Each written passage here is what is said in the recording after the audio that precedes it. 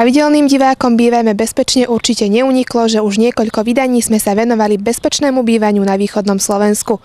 A inak tomu nebude ani dnes. Čaká na vás posledný diel z východného Slovenska a konkrétne z Michaloviec.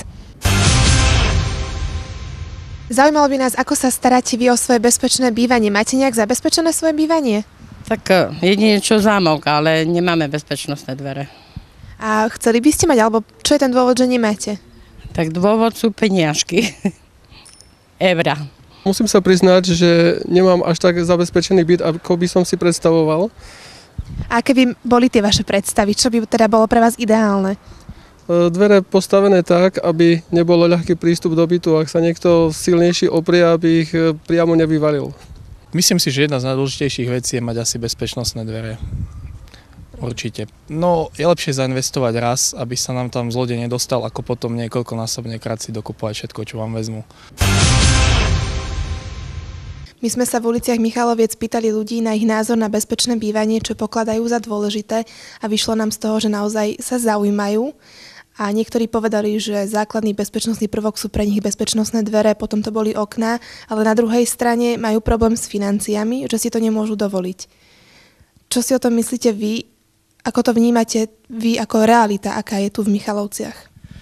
Čo sa týka zabezpečenia bytov a domov, túto v Michalovciach je záujem o dvere. Všetko závisí túto v Michalovciach v podstate od financií. Financií v zmysle ľudia chcú za málo peňazí, veľa bezpečnosti, alebo? V podstate slušnú alebo dobrú bezpečnosť dverí chcú za málo peňazí. Je to možné? V podstate áno. Čo sa týka u nás, zase tie financie alebo tá cena dverí sa odvíja od kvality dverí. Tam už samozrejme je tá cena tých bezpečnostných dverí a tých bezpečnostných prvkov trošku vyššia. Ak teda príde za vami zákazník, ktorý má možno priemerný rozpočet, pripravený na investíciu do nových dverí bezpečnostných, čo mu ponúknete ako základ? Čo by mali také dvere určite mať, ak majú byť bezpečnostné? V prvom rade sa spýtam zákazníka, akú má predstavu a či pozná naše dvere, náš výrobok. A od toho sa potom odvíja aj cena, v podstate koľko chce zainvestovať do tých dverí.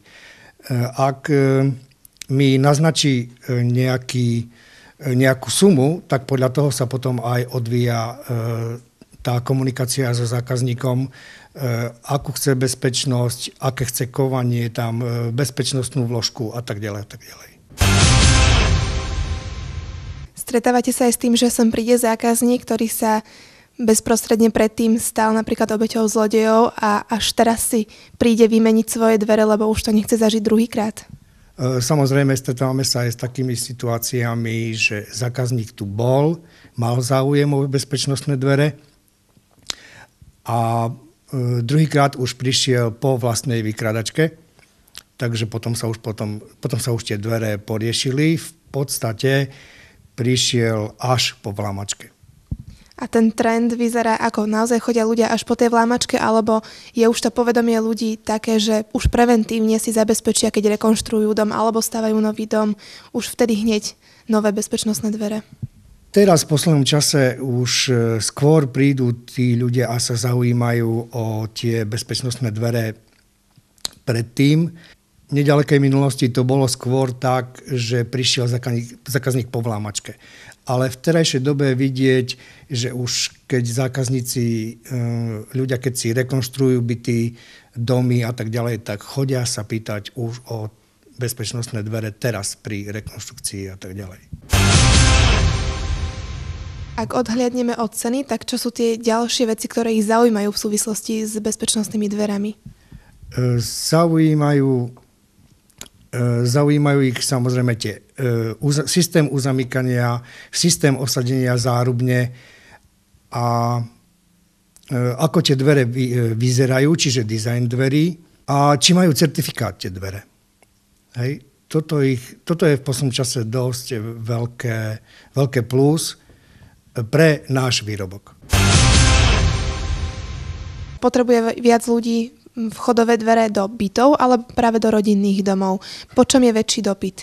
Tu v Michalovciach je väčší dopyt po dverách do bytov. Rodinné domy pomaličky sa nám začínajú tiež rozbiehať. No ak teraz si odmyslíme dvere ako bezpečnostný prvok, čo ďalšie nám zostáva, čím si vieme zabezpečiť svoje bývanie? Bezpečnostnými oknami. Alebo lepšie povedané, zabezpečenie plastových okien našim bezpečnostným systémom. Spočíva v zabezpečení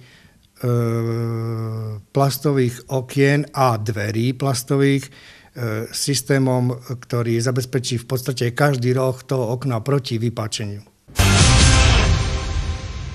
Akú radu by ste teda dali Michalovčanom v súvislosti so zabezpečením vchodových dverí? Aby nenaleteli všelijakým garážovým predavačom bezpečnostných dverí a aby si overili, ako sa usádzajú dvere, ako sa usádza zárubňa a aby nenaleteli na lacné bezpečnostné dvere, v podstate, ktoré nie sú bezpečnostné dvere. Veríme, že rady z našich relácií padajú na úrodnú pôdu a ešte aj dlho budú. Tešíme sa na vás s ďalším vydaním opäť o týždeň. Dovtedy sa majte krásne. Dovidenia.